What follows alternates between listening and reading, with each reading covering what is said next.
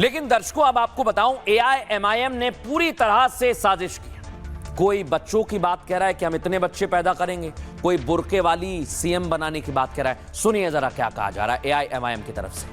हम तो कहेंगे कि ज्यादा से ज्यादा बच्चे पैदा करें आप लोग। अल्लाह अगर दे रहा है तो आप उसको लीजिए, इनकार मत करिए अल्लाह की जात से। जब तक दे रहा है जब तक लेते रहिए।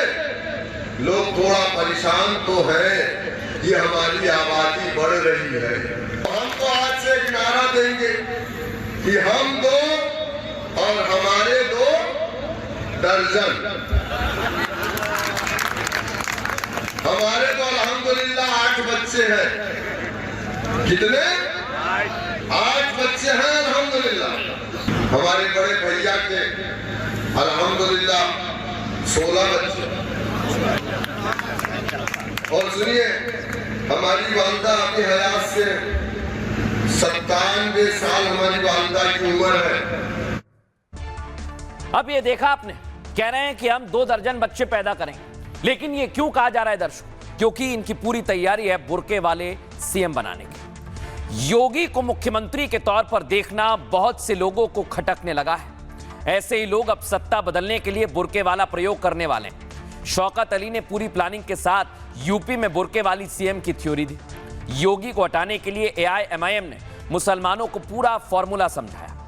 कहा हम 2 हमारे 2 दर्जन, यानी मुसलमानों को 24 बच्चे पैदा करने के लिए कहा।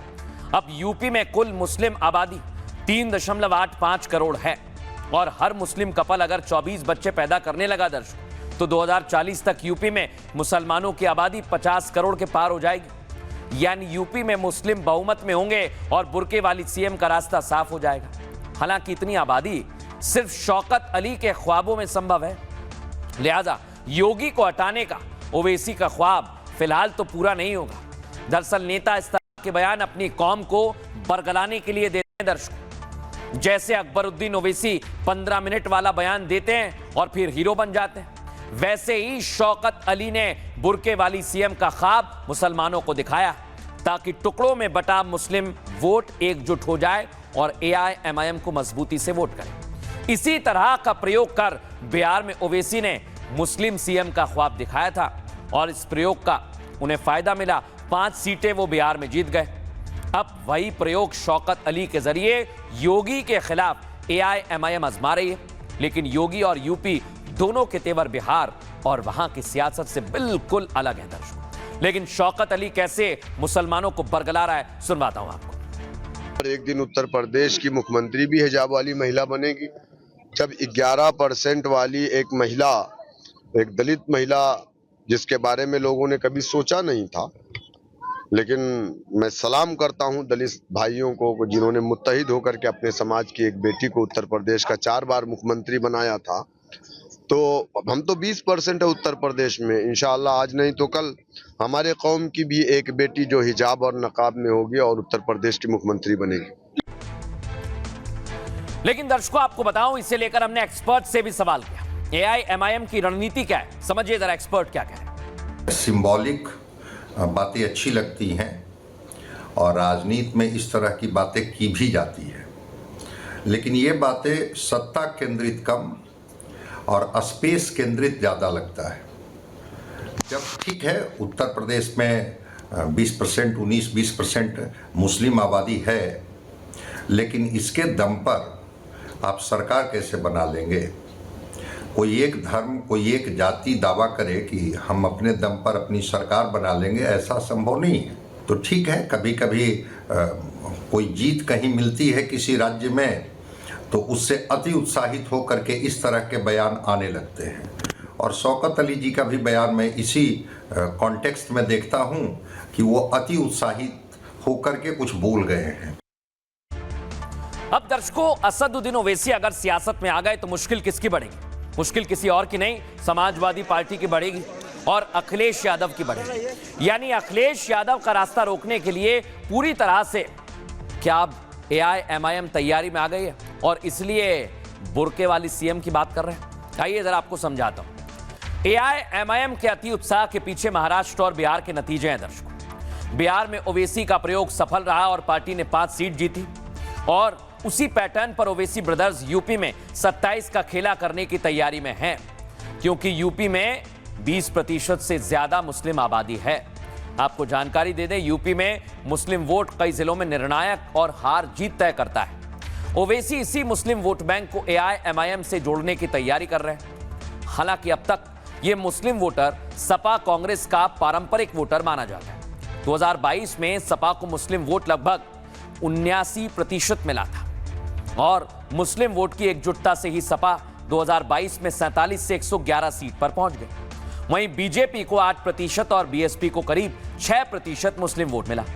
आपको जानकारी दें, 2024 में सपा का मुस्लिम वोट लगभग 92% तक बढ़ता हुआ दिखाई दिया और AIMIM की सक्रियता से मुस्लिम वोट अब एसपी से छिटक सकता है। इस विभाजन से पहले से मजबूत सपा खेमे में दरार आने की भी आशंका बढ़ेगी दर्शकों। खासकर पूर्वी और पश्चिमी उत्तर प्रदेश में मुस्लिम बहुल इलाकों में इसका असर दिखेगा।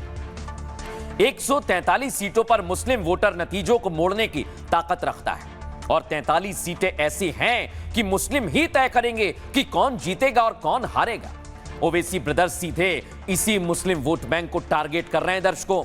और समझिए, अगर AIMIM का प्रयोग सफल रहा तो अखिलेश की साइकिल विधानसभा नहीं पहुंच पाएगी।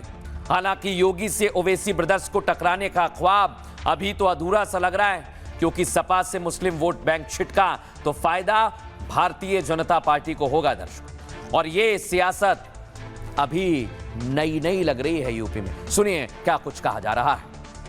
AIMIM अब उत्तर प्रदेश में होने वाले जिला पंचायत चुनाव में सभी 75 जिलों में ताल ठोकने की तैयारी में है, तो वहीं अगले साल 2027 के विधानसभा चुनाव में 200 सीटों पर चुनाव लड़ने की जुगत में है। पार्टी रणनीतिकारों की पूरी कोशिश है कि उत्तर प्रदेश में मुस्लिम वोटरों के बीच उसकी मजबूत उपस्थिति दर्ज हो सके, एक मजबूत संदेश जा सके, उसका स्वतंत्र वजूद यहां पर कायम हो सके। लेकिन यह भी सत्य है कि ओवैसी की पार्टी की सक्रियता उत्तर प्रदेश में जबरदस्त ध्रुवीकरण को भी बढ़ावा देगी, जिसका लाभ सीधे तौर से भारतीय जनता पार्टी के हिस्से में आ सकता है। वहीं मुस्लिम समाज के सामने AIMIM का जब विकल्प मौजूद होगा तो 90% मुस्लिम वोटरों पर अपना हक जमाने वाली समाजवादी पार्टी की मुश्किलें, चुनौतियां घनी हो जाएंगी। जाहिर है कि ओवैसी की सक्रियता सपाई खेमे की नींद उड़ाने का सबब बन जाएगी।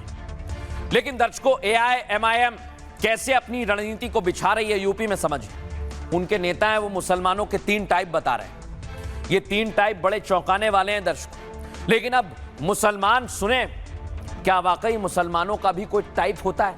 क्योंकि AIMIM ऐसा ही टाइप बता रही है। आइए जरा बताता हूं नेता ने क्या कहा। AIMIM कह रही है, पहला टाइप है जूता चाटने वाला, जो कांग्रेस के साथ है। दूसरा टाइप किसका है? बीजेपी के साथ जूता खाने वाला मुसलमान। और तीसरा है जूता मारने वाला मुसलमान, वो है ओवैसी के साथ, यानी AIMIM के साथ। लेकिन ओवैसी के नेता कैसे मुसलमानों को बरगला रहे हैं, सुनवाता हूं आपको। 3 तरह के मुसलमान होते हैं। एक मुसलमान वो जो जूते चाटने वाला मुसलमान होता है, वो आपको कांग्रेस में मिलेगा साथियों। दूसरा मुसलमान वो जो जूते खाने वाला मुसलमान होता है, वो आपको भारतीय जनता पार्टी में मिलेगा साथियों।